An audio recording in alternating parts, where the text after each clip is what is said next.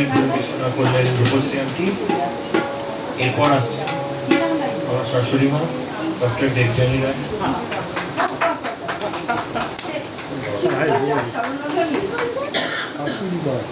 অবাক হয়ে গেছে বুঝলি, অনেক অবাক হয়ে গেছে। তুই কি বললি, কি বললো জিজ্ঞেস করছে আমার।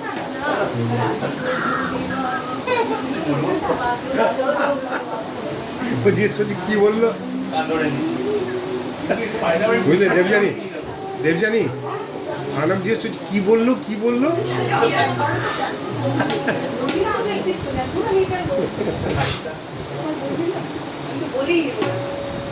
সুন্দর আসছে, কোনো অসুবিধা নেই।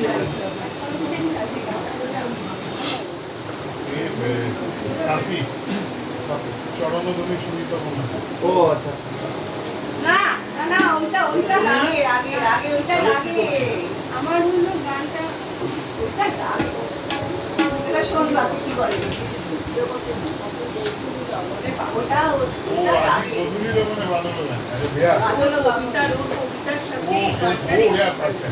আমার কবিতাটা শেষ করার পরে আমি যেহেতু রেশটা রাখতে চাইছি, গান তো গাওয়ার আমার ক্ষমতা নেই, তাই আমি গানিস ধরে এনেছি, মানে ঠিক আছে গানিস ধরে এনেছি যাতে আমি আমার কবিতার রেশটা পৌঁছাতে পারি। অনেক তো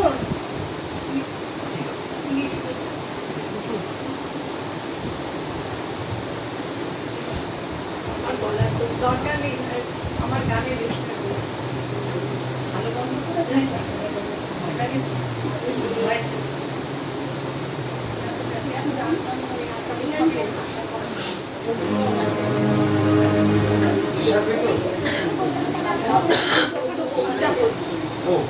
আচ্ছা একটা কথা বলি, তুমি একটা ব্যাকগ্রাউন্ড স্কেলটা যেন চেঞ্জ না করে, ওই জন্য জিজ্ঞাসা করছে। মানে স্কেলটা জানো, এই গানটা শোন স্কেল রাবার ইরেজার আমার কিছু জিজ্ঞেস করলেন। প্রথমে আমি বলে নিতে চাই যে এই মাইকের সামনে দাঁড় করিয়েছে আমার এই পশু। আমি ওই যে যেমন তাঁতি তাঁত গুনে খায়, আমি তেমন ওই কেটে কুটে খাচ্ছি না, ওই আমাকে এনেছে, সুতরাং আমার যাবতীয় ত্রুটির ভার ওর ওপর। আমি তো তাঁতি তাঁত গুনে খাচ্ছিলাম, এখন এড়ে গরু কিনে আমার কাম হয়েছে। তো যাই হোক, আমি এই কবিতাটা আমি বলবো, কিন্তু সবথেকে ভালো হতো যদি, আমার ভয় লাগে তো ওটা একটু আলো নিয়ে দিবি, কিন্তু ও বোধ হয় করছে, আমার ভীষণই ভয় লাগে। তাতে ওরও অসুবিধা হওয়ার কথা না, তো পিছনের আলোটা নিভিয়ে দিলেই ওর অসুবিধা হবে।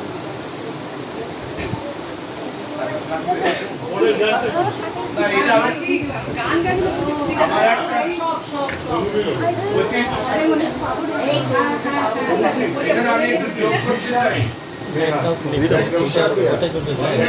আমি একটা কথা যোগ করতে চাই আলোর এমানোর প্রসঙ্গে। ওটিতে তো সাধারণত একটা আলোতেই কাজ হয়, ওই জন্য একেবারে উনি কমফোর্টেবল ফিল করেন। আর লোকও কম থাকে, ভীষণই লোক কম থাকে, নিজেই নিজে জাজ থাকে।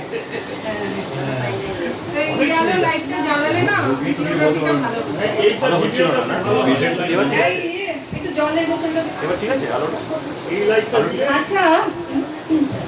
কবিতা তো বলতে এসেছি, কিন্তু আমার আগে আমাকে ইন্ট্রোডিউস করেছে শাশুড়ি বলে বোধ হয়, আরো কি করেছে শুনতে পাইনি।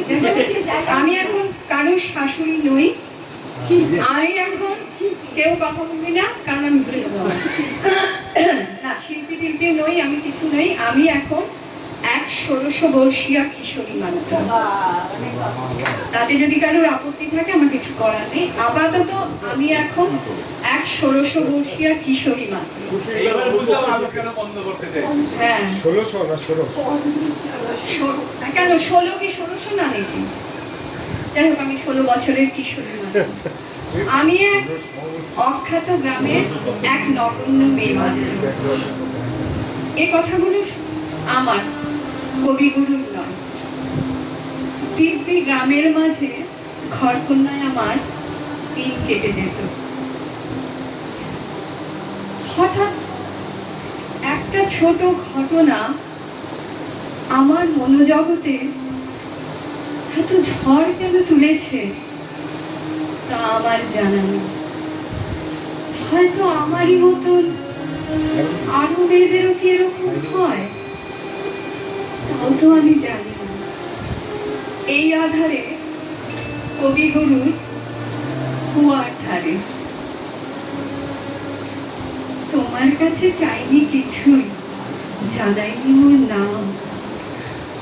তুমি যখন বিদায় নিলে নীরব রহিলাম, দাঁড়িয়েছিলেন কুয়ার ধারে নিমের ছায়ার তলে।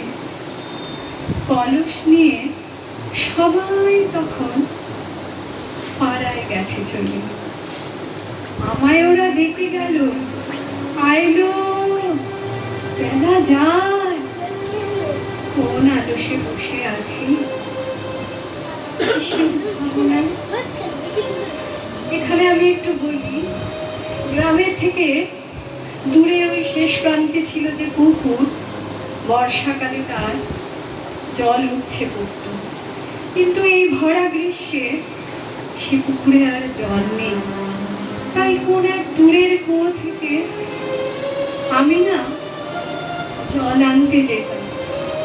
সেদিন হঠাৎ পদধ্বনি শুনি নাই, কখন তুমি এলে, কইলে কথা ক্লান্ত কণ্ঠে, করুণ চক্ষু মেলে।